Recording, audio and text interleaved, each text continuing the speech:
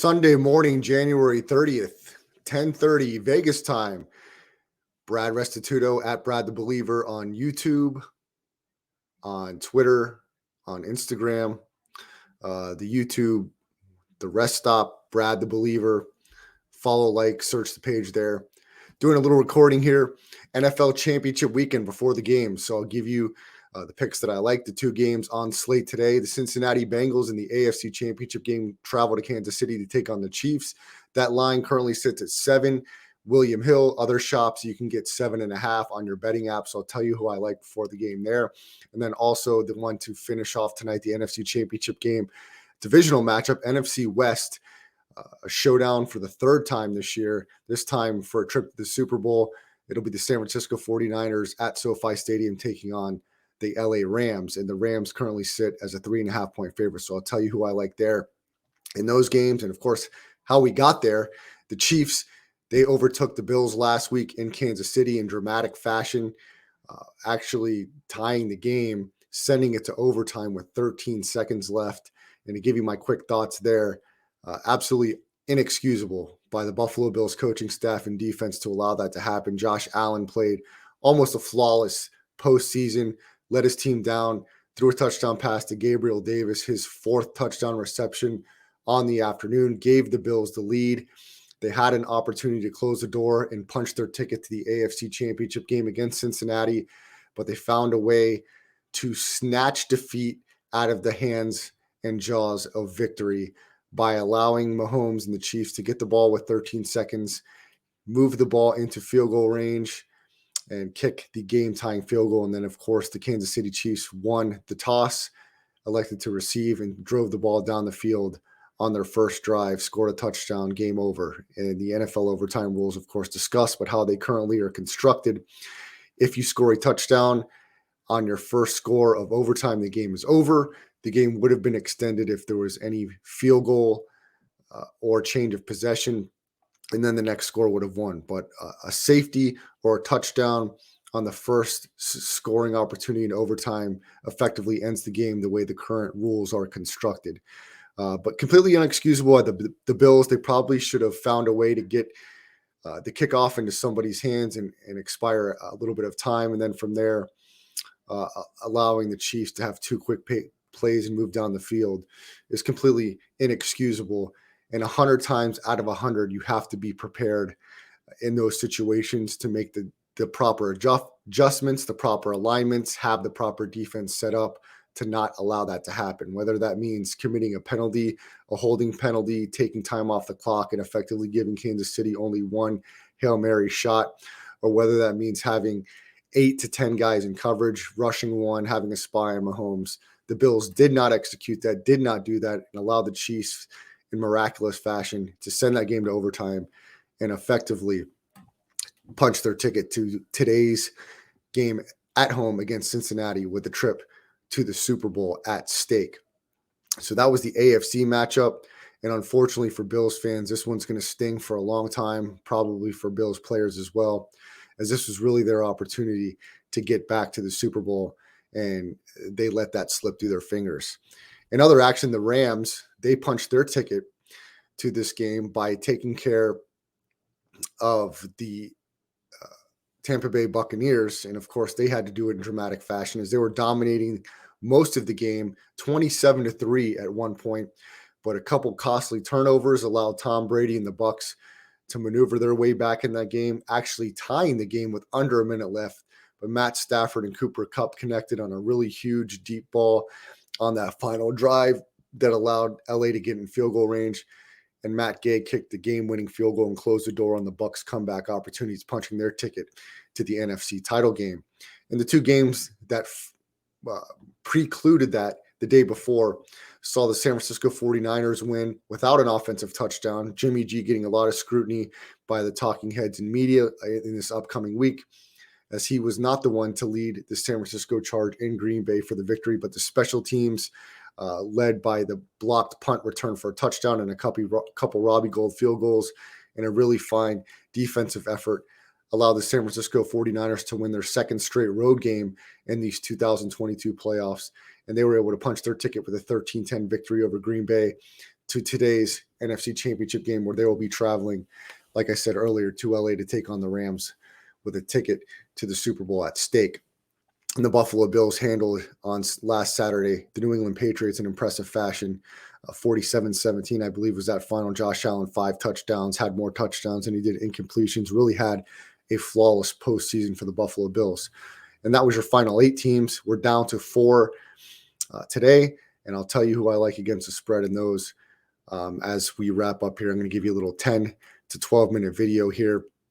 I quickly want to go over some of the coaching and GM vacancies in the NFL because a lot of those are being filled as we're coming down to the wire here locally in Las Vegas. The Raiders have conducted a lot of GM interviews, some head coaching interviews, but the name that's at the top of the list, at least here over the weekend, is Josh McDaniels, offensive coordinator of the New England Patriots. Allegedly had a dinner last night here in Vegas. I don't think that's allegedly. I think that's fact with one of the presidents here of football operations in Vegas, and they were going to meet with owner Mark Davis today for an interview. And it seems like McDaniels could be a prime candidate to be the next head coach of the Vegas Raiders, with Mark Ziegler, former front office of the Patriots, as the general manager, which would be an interesting move that has a lot of varying opinions from Raider Nation and here locally in Las Vegas. I think personally it's a good move if they make that move. I think Josh McDaniels gets a lot of slack for the way he handled the situation in Indianapolis. He was offered the job before Frank Wright and turned it down last minute. And the job he did or didn't do in Denver had some question marks at that. But he has been a mainstay in the Bill Belichick and New England Patriots organization for quite some time now, and really been the stalwart as far as the offensive coordinator. And some of the job he did with Mac Jones this year was outstanding. What he's done with Tom Brady has been fantastic. I think Josh McDaniels is young enough and he's learned enough from his mistakes. And what else can you ask from a human being? You go through trial and error in life, right? The guy was the Denver Broncos head coach, made some mistakes, learned from it. How he handled the situation in Indianapolis, you got to think the guy learned from his mistakes. I don't think Josh McDaniels by any means is a bad guy. I think he knows he made some mistakes and he's learned from those mistakes. And I think that gives him a great opportunity to really lead this Raiders organization, because this is a guy that's made mistakes and bounced back from it and now wants to solidify the Raiders organization moving forward and put them in a position to be a title contender. And I think they'll do that with Derek Carr as the quarterback moving forward. I think this guy is a top 10 quarterback in this league. I don't think moving on from him, you're going to get somebody else that's going to be better than him, unless you have a radar on Aaron Rodgers and you feel like you can secure him. I think Derek Carr is the guy to lead this team moving forward. I think the fit with Josh McDaniels will be fantastic. You've got some young weapons around there. You've had some unfortunate circumstances from a personnel standpoint in the Raiders, but you have McDaniels and Ziegler in place with an opportunity to build a strong draft class. You have some pieces there. The Raiders were a playoff team and we're one possession away from beating the Cincinnati Bengals, who have an opportunity to represent the AFC in the Super Bowl if they beat Kansas City today. So I think the Raiders are in a good spot. A lot of people question this hire. I think it'll be a great hire. I think everybody has to take into consideration Josh McDaniels has a fantastic resume in New England. And yes, is there some character questions with some of the decisions and the way that he's handled himself? Of course. But you've got to think that the guy has matured and learned from those mistakes, and it's only going to make him better having to reflect on some of his behaviors and the way he's handled some situations and being better for those mistakes. So the Raiders have some exciting decisions on the forefront. The Minnesota Vikings have hired their general manager. It's hard to pronounce his last name without his name in front of me, but it's I believe it's Adolfo Mense. He was the VP of football operations in Cleveland and spent a handful of years in San Francisco. The report on this gentleman, he was a commodities and stock trader in the Wall Street realm, graduated from Princeton, has all the accolades as far as his intellectual resume goes. As far as his football resume goes, it's very limited. He's 40 years old and spent some time, like I said, in the San Francisco 49ers organization with Jim Harbaugh, with John Lynch, with Kyle Shanahan. And it's going to be a really interesting hire for the Vikings because we still don't know his football acumen and decision making from a personnel and football knowledge standpoint yet. There's not enough information to gather from his resume to have a conclusion on what his strengths there lie. We know his economical and salary cap strength are probably his strong suit, being an economics major from an Ivy League school. From everything we hear, the new Vikings general manager is very smart, very intellectual, very likable.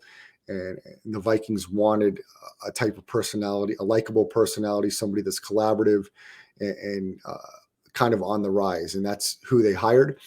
It seems like the Vikings are down to 3 candidates left to fill their head coaching position. 2 of those will be coaches in today's NFC Championship game. The offensive coordinator of the Rams, Kevin O'Connell, who used to be a backup quarterback for the Patriots and had some stints on the coaching staffs with other organizations here in the NFL. He's an up-and-coming offensive mind, former player, would be, I think, personally a great fit for the Vikings moving forward. Next on that list is San Francisco 49ers defensive coordinator DeMeco Ryans, who was a superstar Pro Bowler linebacker in his playing days for the Houston Texans. And I also think would be another great young and up-and-coming fit. And the hot name that's going around the circles now that the Vikings are talking about as their next head coach, Jim Harbaugh, current Michigan head coach, former 49ers head coach, former Chicago Bears quarterback, has some connections to Adolfo Mensa from the San Francisco 49ers. His final year there was the acronym we'll call the Vikings general manager CAM. Those are his initials, KAM. His time in San Francisco cross paths with Jim Harbaugh. So that could be a big splash name if the Vikings and Jim Harbaugh agree to make him their next head football coach. So that's the current landscape in Minnesota. And of course, the Vikings lost 8 games by 1 score or less this year. I don't think it's a rebuild for that team. I think they have to make an important decision if they want to keep Kirk Cousins or move on from him. I think the right decision is to keep Cousins, try to restructure his contract, and really unlock what his capabilities are. I think that the coaches up to this point have not unlocked his complete potential, and I think he's got a lot more potential than even a lot of the experts see in front of them.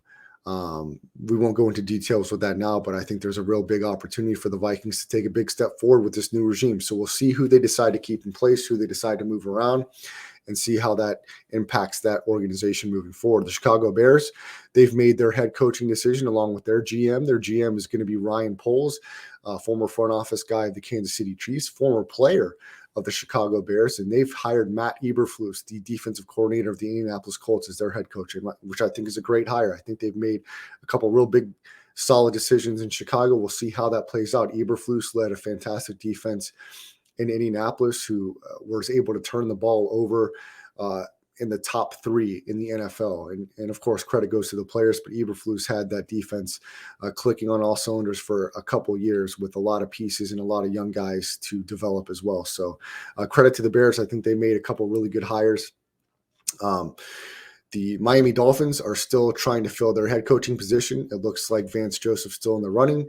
But Brian Daboll, former offensive coordinator of the Buffalo Bills, no longer in the running, as he is now the new head coach of the New York Giants, along with the Giants' new general manager, Joe Shin, former Bills front office executives. So the Giants have a couple former Buffalo Bills guys leading their regime moving forward, which I think is a solid decision, because I think the Bills have proven that they've taken a step forward. I personally think that has more to do with Josh Allen than it does any of the coaches or coordinators. And we'll see. We'll see if that's the case, because we'll see if Brian Daboll is able to adapt to the weapons that he has in New York and allow that team to take the next step, or if we see Josh Allen continuing to progress and become elite where Daboll kind of falls off. We'll see how that dynamic takes place. I personally think it's more Josh Allen than any of the coaches, and we'll see how Daboll does as far as the New York Giants' new head coach. The Houston Texans still have a vacancy in their head coaching job. Former quarterback Josh McCown is interviewing for that job with a few other candidates. The Denver Broncos have filled their head coaching position. Former Green Bay Packers offensive coordinator Nathaniel Hackett is the new head coach for the Denver Broncos as they look to maybe make a splash at the quarterback position this offseason. So we're going to finish up the video with the picks for today's NFC and AFC championship games. The first one on the slate that will be kicking off here in the next hour or two, the Cincinnati Bengals travel to Kansas City to take on the Chiefs, and the Chiefs are a 7.5-point favorite. I do like the Cincinnati Bengals to cover, so my pick is to take the Bengals plus 7.5. I do think they have an opportunity to win this game outright. I did think the Chiefs were a little fraudulent coming into these playoffs. They have played mistake-free football up to this point. I was surprised how well they played offensively against the Bills. They should have lost that game, in my opinion, but they found a way to win. And they have a real good opportunity at home to punch their ticket to the Super Bowl. But I think the Bengals and Joe Burrow, I think Joe Burrow, of course, is a superstar. That's no breaking news. Jamar Chase, Joe Mixon, I think they get it done. Big game Joe today. Outduels Patrick Mahomes. Take the 7.5. But I think they get the win outright, and I think the Cincinnati Bengals will be representing the AFC in the Super Bowl for the first time in 4+ decades. In the game to complete today's NFL championship weekend in the NFC, the San Francisco 49ers travel to SoFi Stadium to take on the Rams. The Rams are a 3.5-point favorite. I said from the beginning I thought the San Francisco 49ers were a dark horse to get to the Super Bowl from the NFC. They have that opportunity to do that today. And as much as I want to pick San Francisco, and I really would enjoy to see them go on the road each of these games and punch their ticket to the Super Bowl, and Jimmy Garoppolo to break all these negative narratives that have been talked about him this week. I just think we have two very, very good offensive coaches in this game with Kyle Shanahan and Sean McVay. I think McVay, Stafford, and company get the job done today. I think they're a little bit more talented from top to bottom on the roster.